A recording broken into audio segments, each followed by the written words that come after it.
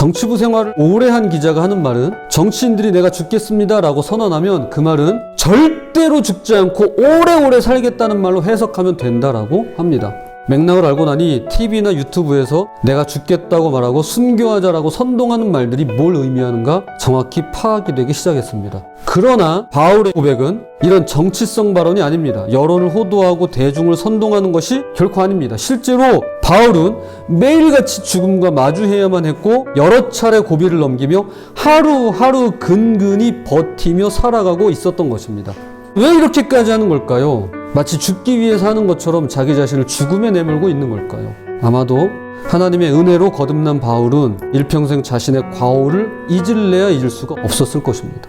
그리고 이것이 하나님께서 그를 부르신 소명이었고 그에게 맡겨주신 사명이었던 것입니다.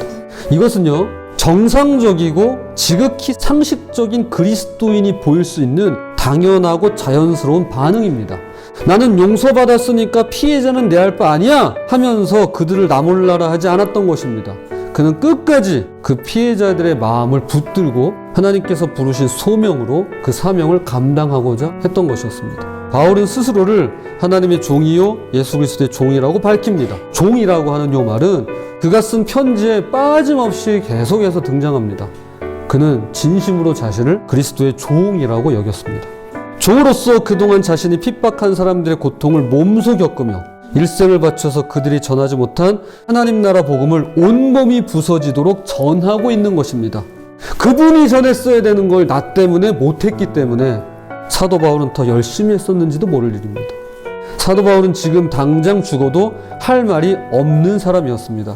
그동안 해온 말이나 행동, 그리고 그가 저지른 폭력이나 살인은 정말이지 죗값을 톡톡히 치러야만 하는 끔찍한 범죄 행위였습니다. 그래서 사도 바울은 자신의 죽음을 언제라도 당연한 것으로 받아들였고 자신의 죽음을 통해서 성도가 살아나고 예수 그리스도의 생명이 더 강하게 역사하기만을 간절히 바라고 있는 것입니다. 저는 그런 맥락에서 이 바울의 이방인 선교를 읽을 수 있다라고 생각합니다. 바울은 그동안 누구도 시도하지 않았던 일들을 합니다. 당시 어느 누가 로마에 들어갈 생각을 했겠습니까? 악과 부도덕이 판치는 로마의 심장부로 들어가 그곳에서 복음을 전하고 교회를 세우다가 결국 잡혀서 처형당하게 되잖아요. 그뿐 아니죠. 로마뿐 아니라 그의 이방인 선교 자체가, 그가 복음을 전파하는 것 자체가 정말이지 내일의 생사가 어찌 될지 모르는 하루살이 같은 여정이었습니다. 바울은 말 그대로 날마다 죽음과 마주한 삶을 살았습니다. 그래서일까요? 그의 이 고백은 그냥 입 바른 소리가 아니었습니다. 이는 내게 사는 것이 그리스도니 죽는 것도 유익함이라. 사도 바울은 늘 죽음과 사망을 입에 달고 살았습니다. 그럴 수밖에 없었던 것이 그의 생명은 주님이 주신 것이며 주님을 위해서 잠시 연장되었음을 그 누구보다도 잘 알았기 때문입니다. 언젠가 한번 바울 그리스도의 사도라는 영화를 본 적이 있습니다. 영화 내내 자신이 저지른 지난날의 과오가 이 노년의 바울을 괴롭힙니다.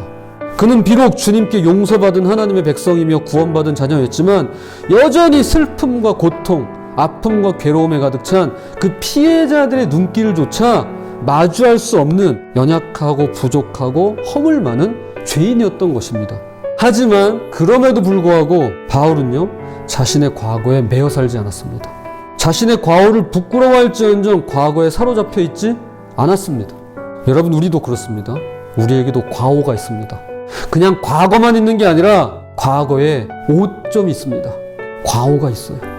그것을 부끄러워할 수는 있지만 거기에 사로잡히진 않았습니다. 어떻게 그럴 수 있었을까요?